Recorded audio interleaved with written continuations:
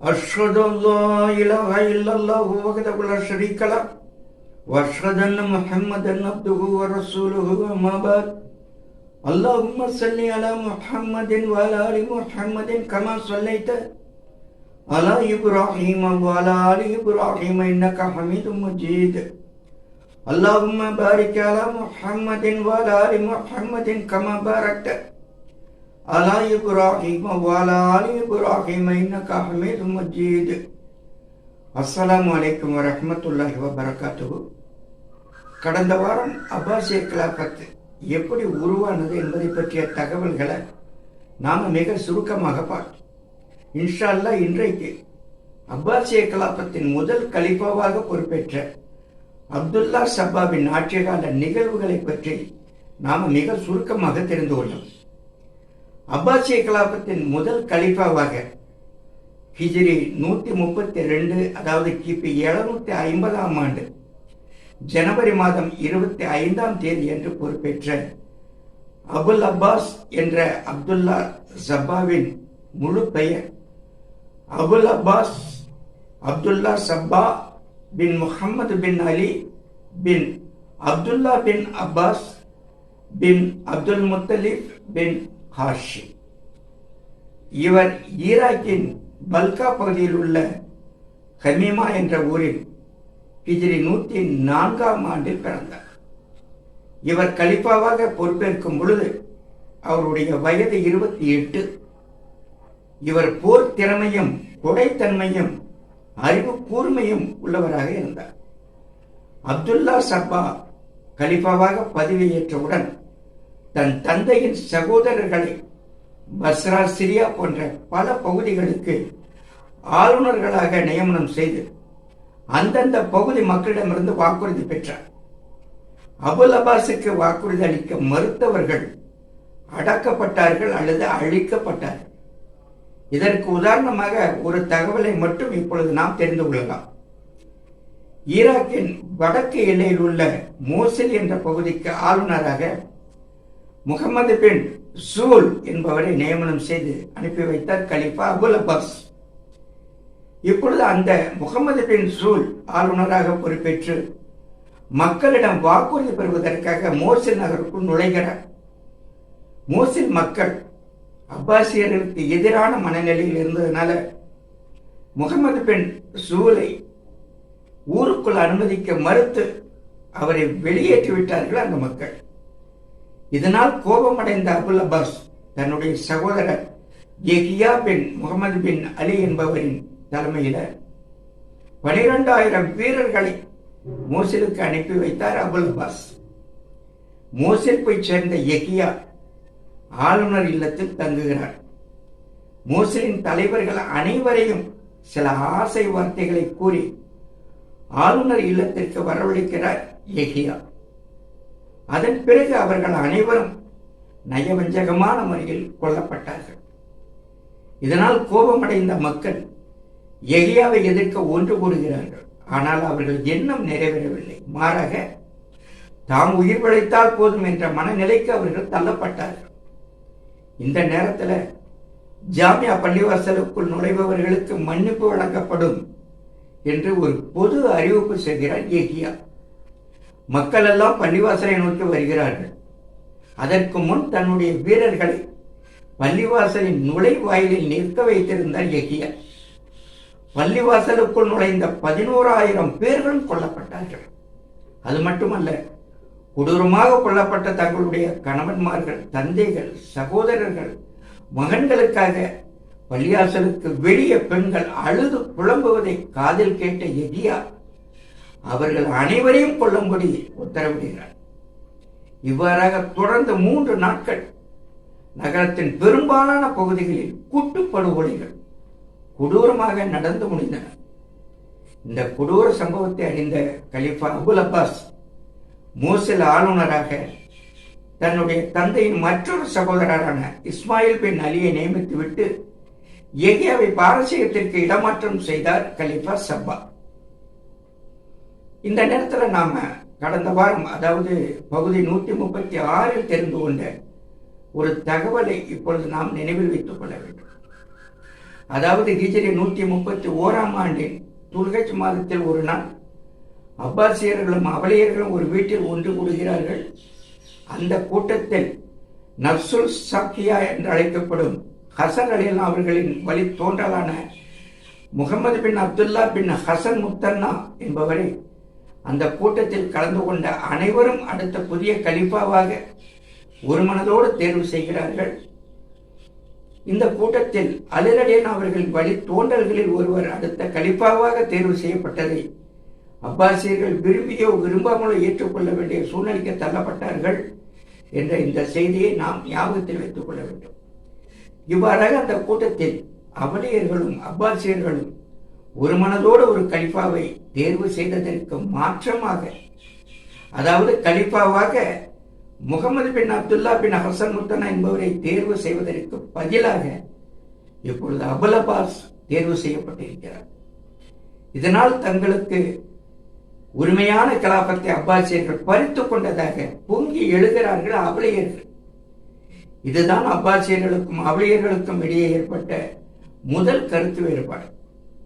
இதற்கு நியாயம் கேட்பதற்காக நப்சுல் சாக்கியாவின் தந்தையான அப்துல்லா பின் ஹசன் முத்தன்னா தன் ஆதரவாளர்களோடு கூஃபாவுக்கு வருகிறார்.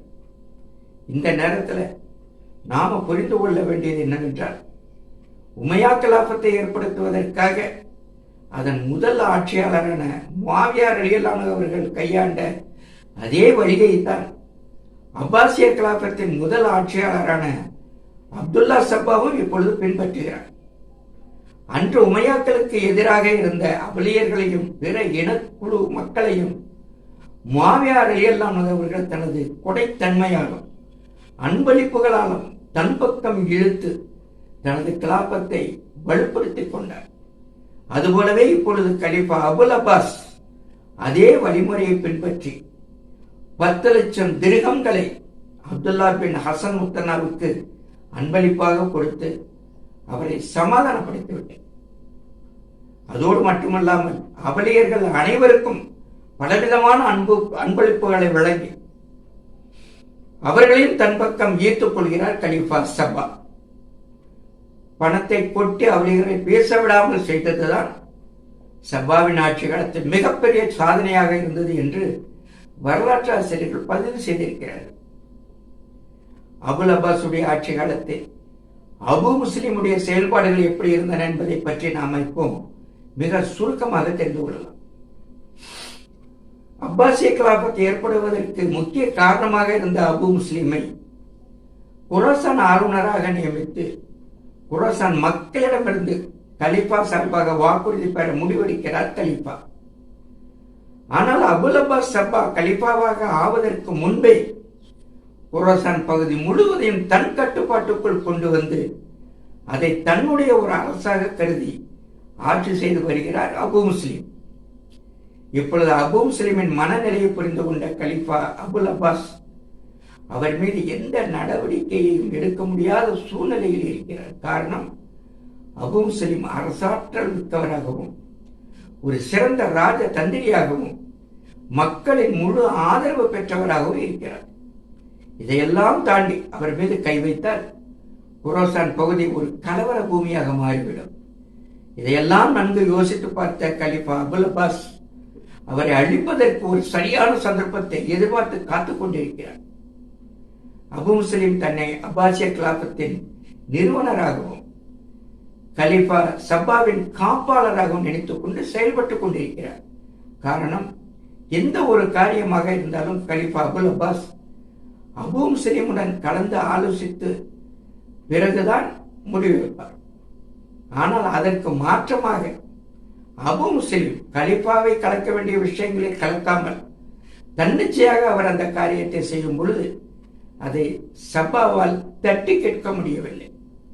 அதனால் சப்பாவுக்கும் அவர்களது சகோதரர்களுக்கும் அதுபோல சப்பாவின் தந்தையின் சகோதரர்களுக்கும் அபு முஸ்லிமின் இந்த அத்துமீறல்களையும் அராஜக போக்குகளையும் பொறுத்து கொள்ள முடியாத நிலையில் என்ன செய்வது என்று தெரியாமல் திகைத்து நிற்கிறார்கள். இந்த நேரத்தில் தான் அபு முஸ்லிமிற்கான ஆளுநர் நியமன ஆணையையும் தனக்காக வாக்குறுதி பெற வேண்டிய உத்தரவையும் தன்னுடைய சகோதரர் அபு ஜாஃபர் மன்சூரிடம் கொடுத்து அவரை குரோசானுக்கு அனுப்பி வைக்கிறார் சப்பா. குரோசான் போய் சேர்ந்த அபு ஜாஃபரிடம் அபு முஸ்லிம் நடந்து கொண்ட முறை மிகவும் இருமாப்புடன் இருந்தது. அதோட மக்களிடமிருந்து அபுல் அப்பாஸின் சார்பாக வாக்குறுதி பெற அபு முஸ்லிம் எந்த முயற்சியும் எடுக்கவில்லை. இதனால அபு முஸ்லிமிற்கும் அபு ஜாஃபருக்கும் இடையே விரிசல் உருவாகிறது. திரும்பி வந்த அபு ஜாஃபர் அனைத்தையும் சப்பாவிடம் விளக்குகிறார். இப்பொழுது அனைத்தையும் கேட்டறிந்திய சப்பா மிகவும் பொறுமையோடு அபு முஸ்லிமை வீழ்த்துவதற்கு உண்டான சந்தர்ப்பத்தை எதிர்பார்த்து காத்துக் கொண்டிருக்கிறார். இப்போ சப்பாவுக்கு தன் மீது சந்தேகம் உண்டாகிவிட்டது என்பதை அறிந்து கொள்கிறார் அபு முஸ்லிம். அதனால் அவர் தன்னுடைய அடுத்த திட்டமாக ஹிஜாஸ் மற்றும் ஈராக் பகுதிகளில் தன்னுடைய செல்வாக்கை உயர்த்துவதற்கு உண்டான காரியங்களில் ஈடுபட ஆரம்பிக்கிறார் அபு முஸ்லிம். இந்த நேரத்தில் தான், அதாவது ஹிஜ்ரி 136ஆம் ஆண்டின் ஹஜ்ஜி காலம் நெருங்குகிறது. ஹஜ்ஜி கடமைகளை நிறைவேற்ற கலிஃபா சஃபாவிடம் அனுமதி கேட்கிறார் அபு முஸ்லிம். ஆனால் கலிஃபா அபுல் அப்பாஸ் அபு முஸ்லிமை ஹஜ்ஜி குழுவின் அமீராக நியமிக்காமல் தன் சகோதரரான அபு ஜாஃபர் மன்சூரை ஹஜ்ஜி குழுவின் அமீராக நியமிக்கிறார் கலிஃபா அபுல் அப்பாஸ். அந்த ஹஜ் பயணத்தின் போதும் அபு முஸ்லிமுக்கும் அபு ஜாஃபர் மன்சூருக்கும் இடையே உள்ள அந்த பகைமை வீரியமடைந்ததை தவிர குறையவில்லை. ஹஜ்ஜை நிறைவேற்றிய பிறகு அபு ஜாஃபரின் குழு மக்காவிலிருந்து கிளம்புவதற்கு முன்பே அபு முஸ்லிம் தன்னிச்சையாக மக்காவிலிருந்து கிளம்பிவிட்டார். இந்த நேரத்தில் தான் கலிஃபா அபுல் அப்பாஸ் சப்பா சின்னம்மை நோயினால் மரணமடைந்து விட்டார் என்ற செய்தியையும், அவர் இறப்பதற்கு முன்பே அடுத்த கலிஃபாவாக அவருடைய சகோதரர் அபு ஜாஃபர் மன்சூரை அவர் தேர்வு செய்த தகவல்களையும் அபு ஜாஃபரிடம் தெரிவிப்பதற்காக ஒரு தூதுவர் மக்காவை நோக்கி வருகிறார். இப்போ அபு ஜாஃபர் மக்காவிலிருந்து புறப்படுவதற்கு முன்பே அபு முஸ்லிம் புறப்பட்டு விட்ட காரணத்தினால வழியில் கண்ட அந்த தூதுவர் மூலம் எல்லா தகவல்களையும் தெரிந்து கொள்கிறார் அபு முஸ்லிம். அதோடு அந்த தூதுவரை மக்காவை நோக்கி செல்லும் அவருடைய பயணத்தை தடுத்து நிறுத்திவிட்டு தன்னோடு 2 நாட்கள் அவரை தங்க வைக்கிறார் அபு முஸ்லிம். இப்போ ஹஜ்ஜி காலம் முடியும் முன்பே அபு முஸ்லிம் மக்காவிலிருந்து தனக்கு முன்னாலேயே புறப்பட்டு சென்றதினால் அதிருப்தியில் இருந்த அபு ஜாஃபர் இப்போ தகவல் கொண்டு வந்த தூதுவரையும் காலம் தாழ்த்தி அனுப்பி வைத்ததை நினைத்து அபு முஸ்லிம் மீது அவருடைய கோபம் இன்னும் அதிகமாகிறது. இப்போ மரண தருவாயில் அபுல் அப்பாஸ் எழுதி கொடுத்த இறுதி ஆவணத்தை பற்றி பார்ப்போம். அபுல் அப்பாஸ் மரண தருவாயில் இருக்கும் பொழுது தனக்கு பிறகு தன்னுடைய சகோதரர் அபு ஜாஃபர் மன்சூரும் அவருக்கு பிறகு தன்னுடைய தந்தையின் சகோதரரான ஈசா பின் மூசா என்பவரும் கலிஃபாவாக இருப்பார்கள் என்று தனது இறுதி ஆவணத்தில் குறிப்பிட்டிருந்தார் அபுல் அப்பாஸ். அதன் பிறகு அவர் அந்த ஆவணத்தை ஒரு துணியில் சுற்றி அதில் இறை தூதர் ஸல்லல்லாஹு அலைஹி வஸல்லம் அவர்களின் குடும்ப முத்திரையை பதித்து ஈசா பின் மூசாவிடம் கொடுத்திருந்தார். 4 ஆண்டுகளும் 8 மாதங்களும் கலிஃபாவாக ஆட்சி புரிந்த அபுல் அப்பாஸ் அப்துல்லா சப்பா ஹிஜ்ரி 136ஆம் ஆண்டு துல்ஹஜ் மாதம் 13ஆம் நாள், அதாவது கிபி 754ஆம் ஆண்டு ஜூன் மாதம் 10ஆம் தேதி அன்று தன்னுடைய 33வது வயதில் மரணமடைந்தார். அபு ஜாஃபர் அப்பொழுது அங்கு இல்லை என்பதனால் அவரது பிரதிநிதியாக ஈசா பின் மூசா மக்களிடமிருந்து அபு ஜாஃபருக்காக வாக்குறுதி பெறுகிறார். இப்போ அப்பாசியர்களுக்கு எப்படி காகித தொழில்நுட்பம் கிடைத்தது என்பதை பற்றி தெரிந்து கொள்வோம். ஹிஜ்ரி 133ஆம் ஆண்டு, அதாவது கிபி 751ஆம் ஆண்டில் அபுல் அப்பாஸ் ஆட்சி பகுதியில் உள்ள சில இடங்களில் மக்கள் கிளர்ச்சி செய்கிறார்கள். அப்பொழுது அந்த கிளர்ச்சியாளர்களுக்கு ஆதரவாக சீனாவின் மன்னர் 1,00,000 வீரர்களை கொண்ட ஒரு படையை அனுப்பி வைக்கிறார். இப்போ இந்த படையை எதிர்கொள்ள அபு முஸ்லிம் சையத் பின் சாலே என்பவரின் தலைமையில் ஒரு பெரும் படையை அனுப்பி வைக்கிறார். சீன படைக்கும் முஸ்லிம் படைக்கும் தலாஸ் என்ற நதிக்கரையில் போர் நடக்கிறது. அந்த போரில் 50,000 சீன வீரர்கள் கொல்லப்பட்டார்கள். 20,000 வீரர்கள் கைது செய்யப்பட்டார்கள். இந்த போரில் வெற்றி பெற்ற முஸ்லிம் படை எதிரிகளை கைது செய்து அழைத்துச் செல்லும் பொழுது அவர்களில் சிலர் காகித தொழில்நுட்பம் தெரிந்தவர்களாக இருந்தார்கள். இந்த கைதிகள் மூலமாகத்தான் முதலில் சீன அறிஞரான சாய்லுன் என்பவரால் கிபி 105ஆம் ஆண்டில் சீனாவில் காகிதம் கண்டுபிடிக்கப்பட்டதாகவும் அந்த காகிதத்தை பயன்படுத்தி எலும்புகளிலும் தோள்களிலும் எழுதி வைக்கப்பட்டிருந்த நூல்களை அவர்கள் காகிதத்தில் எழுதி பாதுகாத்து வைத்திருப்பதாகவும் அப்பாசியர்கள் தெரிந்து கொள்கிறார்கள். அதன் பிறகுதான் அந்த கைதிகளிடமிருந்து காகிதத்தை உருவாக்கும் கலையை முஸ்லிம்கள் கற்றுக்கொண்டார்கள். கிபி 794ஆம் ஆண்டில் பாக்தாத்தில் முதல் காகித ஆலை கட்டப்பட்ட பிறகுதான் இஸ்லாமிய உலகம் முழுவதும் காகிதம் தயாரிக்கும் முறை பரவியது. அப்பாசியர்களுடைய அறிவியல் வளர்ச்சிக்கு இந்த காகித கண்டுபிடிப்புதான் ஒரு முக்கிய காரணியாக இருந்தது. அதன் பிறகுதான் இந்த தொழில்நுட்பத்தை முஸ்லிம்களிடமிருந்து ஐரோப்பியர்கள் கற்றுக்கொண்டார்கள். ஐரோப்பியர்கள் மூலம்தான் இந்த காகிதம் உருவாக்கும் கலை உலகம் முழுவதும் பரவியது. அல்ஹம்துலில்லாஹ்.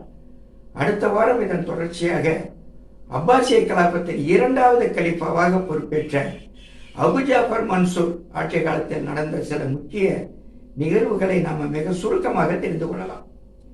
இப்பொழுது நாம் எதை கேட்டோமோ அதை புரிந்து கொண்டு அதை நினைவில் வைத்துக் கொள்ளும் சக்தியை வல்ல ரஹ்மான் நமக்கு தந்தருள் புரிவானாக. அஸ்ஸலாமு அலைக்கும் வரஹ்மத்துல்லாஹி வபரகாத்துஹு.